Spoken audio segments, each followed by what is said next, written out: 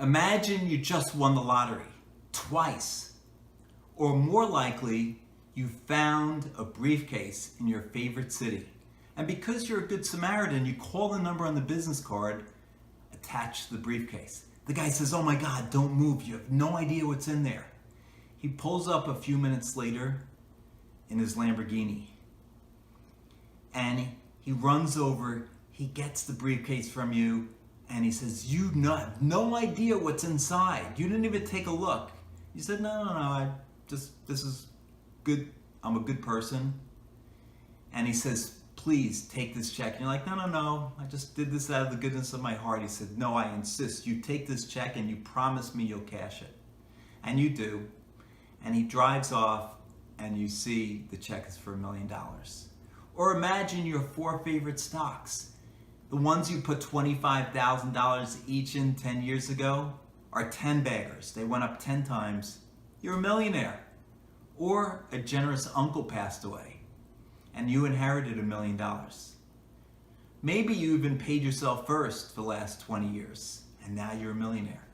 Or maybe you're like me and you were able to live and do your dream job working at Citigroup as a hedge fund manager. I started doing that job in 2008, and in 2009, I had a really good year. I made more than $1 million. I became a millionaire. So what mistakes did I make, and what mistakes did these people make, and you should avoid when you become a millionaire?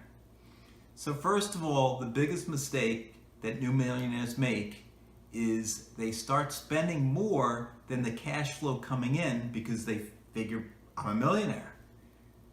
But let me explain. If you are a new millionaire and you invest that $1 million and maybe you generate 9% pre-tax, that's 6% after tax, that's $60,000 a year, $5,000 a month. Most new millionaires start spending more than $5,000 a month. Now, rule number 7 in my bestseller last year, The 9 Money Rules Millionaires Use, is budgeting. And I know some of you are going to grimace, but it really is important to know where your cash is going, especially when you become a new millionaire. So that's today's tip.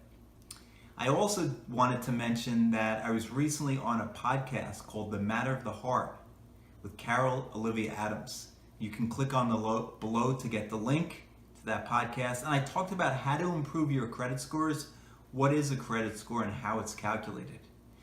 And I was also just interviewed on another podcast called The Entrepreneur's Way.